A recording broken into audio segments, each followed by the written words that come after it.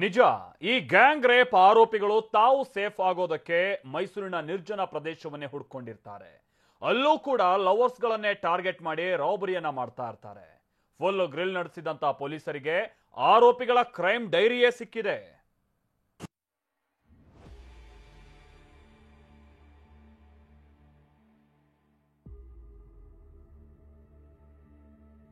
ಕುಂಟು ನೆಪ, ಕೆಲ್ಸ ಇಲ್ಲ, ಕಾರ್ಯ ಇಲ್ಲ, ಕಾಸು ಖಾಲಿ ಆದ್ರೆ ಮೈಸೂರಿಗೆ ಬರೋದು, ನಿರ್ಜನ ಪ್ರದೇಶದಲ್ಲಿ ರಾಬರಿ ಮಾಡೋದು, ಫುಲ್ ಟೈಟ್ ಆಗಿ ತಮಿಳುನಾಡಿಗೆ ಹೋಗೋದು. ಇದೇ ಗ್ಯಾಂಗ್ ರೇಪ್ ಆರೋಪಿಗಳ ದಿನನಿತ್ಯದ ಕಾಯಕ. ಹೌದು, ಗ್ಯಾಂಗ್ ರೇಪ್ ಆರೋಪಿಗಳಿಗೆ ಫುಲ್ ಬೆಂಡೆತ್ತಿದಂತ ಖಾಕಿ ಸತ್ಯ ಕಕ್ಕಿಸಿದೆ. ಖಾಕಿ ಗ್ರಿಲ್ಗೆ ಬಾಯ್ಬಿಟ್ಟಿರುವಂತ ಆರೋಪಿಗಳು ಅದೆಂಥವರನ್ನ ಟಾರ್ಗೆಟ್ ಮಾಡ್ತಾ ಇದ್ವಿ, ಮೈಸೂರಲ್ಲೇ ಯಾಕೆ ರಾಬರಿ ಮಾಡ್ತಾ ಇದ್ವಿ ಅನ್ನುವಂತ ಸ್ಫೋಟಕ ಸತ್ಯವನ್ನ ಒಂದೊಂದಾಗೆ ಹೇಳ್ತಿದ್ದಾರೆ.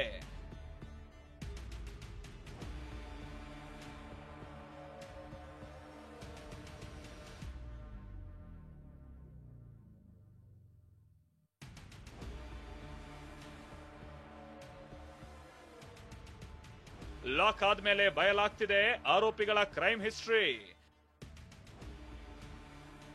ಆರೋಪಿಗಳಿಗೆ ಚಿನ್ನದ ಮೊಟ್ಟೆ ಇಡುವ ಕೋಳಿಯಾಗಿತ್ತು ಸಾಂಸ್ಕೃತಿಕ ನಗರಿ.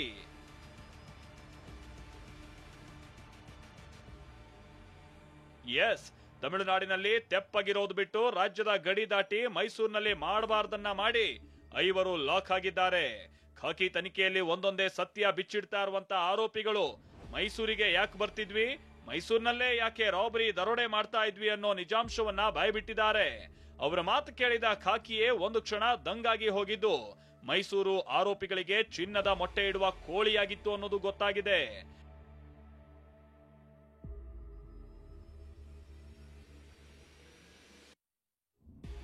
ಹಾಗಾದ್ರೆ ಆರೋಪಿಗಳು ಮೈಸೂರನ್ನೇ ಟಾರ್ಗೆಟ್ ಮಾಡ್ಕೊಂಡಿದ್ದು ಯಾಕೆ? ಕ್ರೈಮ್ ಮಾಡಿದ್ರು ಖಾಕಿ ಕೈಗೆ ತಗ್ಲಾಕೊಳ್ಳದಂತೆ ಅದೆಂಥ ಪ್ಲಾನ್ ಮಾಡಿದ್ರು ಅನ್ನೋದನ್ನೇ ತೋರಿಸ್ತೀವಿ ನೋಡಿ. ಬಾಳೆಹಣ್ಣು ಮಾರಾಟ, ಕಾರ್ಪೆಂಟ್ ಕೆಲಸ, ಅದು ಇದು ಅಂತ ಕುಂಟು ನೆಪ ಹೇಳ್ಕೊಂಡು ಮೈಸೂರಿಗೆ ಬರ್ತಾ ಇದ್ದ ಆರೋಪಿಗಳು ಸುಲಿಗೆಗೆ ಇಳಿತಾ ಇದ್ರು. ಜೇಬ್ನಲ್ಲಿ ಹಣ ಖಾಲಿ ಆದಾಗ ಮೈಸೂರಿನತ್ತ ಮುಖ ಮಾಡ್ತಿದ್ದ ಈ ರಾಬರಿ ಗ್ಯಾಂಗ್ಗೆ ಮೈಸೂರು ಹೊರವಲಯವೇ ಹಾಟ್ಸ್ಪಾಟ್ ಆಗಿತ್ತು. ಚಾಮುಂಡಿ ಬೆಟ್ಟದ ತಪ್ಪಲು, ಲಿಂಗಾಂಬುದಿ ಕೆರೆಯ ಅಕ್ಕಪಕ್ಕದಲ್ಲಿ ರಾಬರಿ ಮಾಡಿ ಬಿಂದಾಸಾಗಿ ಇರ್ತಾ ಇದ್ರು. ಇಷ್ಟೆಲ್ಲ ಆದ್ರೂ ಪೊಲೀಸರಿಗೆ ಗೊತ್ತಾಗ್ತಾ ಇರ್ಲಿಲ್ವಾ ಅಂತ ನಿಮಗೆ ಪ್ರಶ್ನೆ ಬಂದಿರಬಹುದು.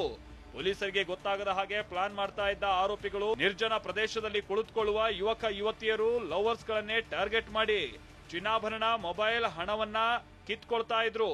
ಯಾಕಂದ್ರೆ ಲವರ್ಸ್ ಗಳು ಮರ್ಯಾದೆಗೆ ಅಂಜಿ ದೂರು ಕೊಡದೇ ಇದ್ದಿದ್ರಿಂದಾಗಿ ಇವರ ಕೆಲಸ ಸಲೀಸಾಗ್ತಾ ಇತ್ತು ಅಂತ ಬಾಯ್ಬಿಟ್ಟಿದಾರಂತೆ.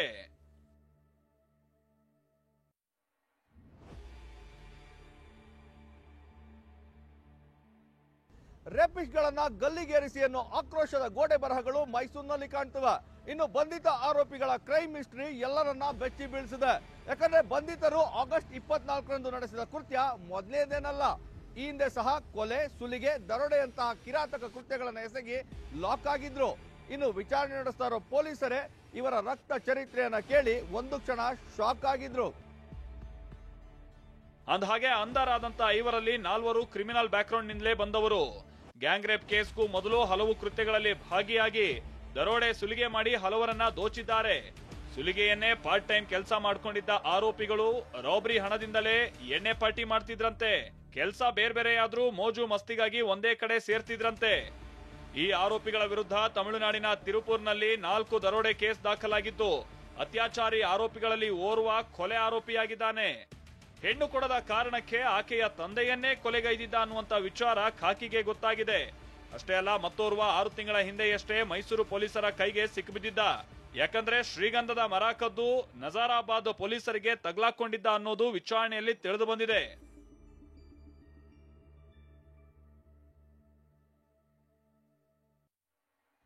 ಒಂದೇ ದಿನಕ್ಕೆ 10 ಬೆಚ್ಚಿ ಬೀಳಿಸುವ ಸ್ಫೋಟಕ ಸತ್ಯಗಳನ್ನ ಆರೋಪಿಗಳು ಬಾಯ್ಬಿಟ್ಟಿದ್ದಾರೆ. ಇನ್ನು 9 ದಿನ ಖಾಕಿ ವಿಚಾರಣೆ ಬಾಕಿ ಇದ್ದು ಆರೋಪಿಗಳ ಮತ್ತಷ್ಟು ಘನಘೋರ ಕೃತ್ಯಗಳು ಬಯಲಾಗೋದ್ರಲ್ಲಿ ಡೌಟೇ ಇಲ್ಲ.